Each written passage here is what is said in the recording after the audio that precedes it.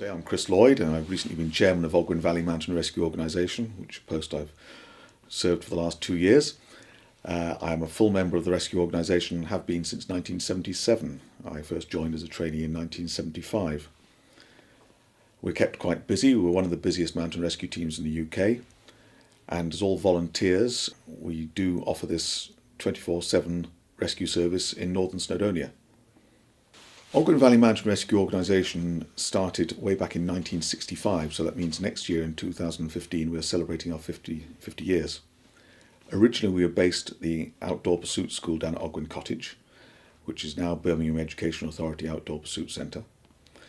And we were there until about 1975 when we outgrew them and they outgrew us, so we had to move out. We moved up to here in about 1977, here in Brynpoeth at the other end of the Ogwen Lake. And originally we had just one small room at the front of this building. 10 years later we redeveloped the building and increased its size, put in light and heating, hot water, flush toilets, and since then we've built a couple of garages on to accommodate our team vehicles. And now we have quite a good base here. Whilst it's not necessarily ideal for a mountain rescue base, we've adapted what was originally a water bailiff's cottage, and with the envy of many mountain rescue teams, because our base is right at the heart of the mountains and right at the foot of Triven, which is responsible for about 20% to 25% of our rescues every year. In fact, the history of this team, Ogwen Cottage, was originally a mountaineer's guest house, and it was, as I say, a rescue post. It was bought to develop into a private mountaineering school by the founder of this team, Ron James, and a couple of others in 1958. When he bought the place, the owner handed the keys over to Ron and said, by the way, this is a mountain rescue post. To which Ron said, well, what do I do?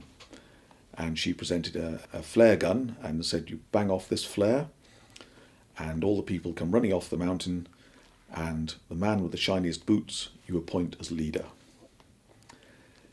Later on, the private school no longer survived, and it sold out to Birmingham Education Authority about 4 years after it had started. And for the first time the staff had school holidays, and all the staff went to the Alps, leaving just one person behind to look after Ogwen Cottage. And he went climbing one day and fell and was seriously injured. And alas, the rescue team, which was all the instructors, were all in the Alps, so he was still rescued the old-fashioned way.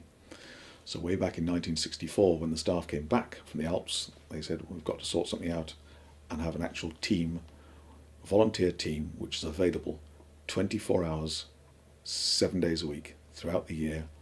And that's how the organisation was started in March 1965.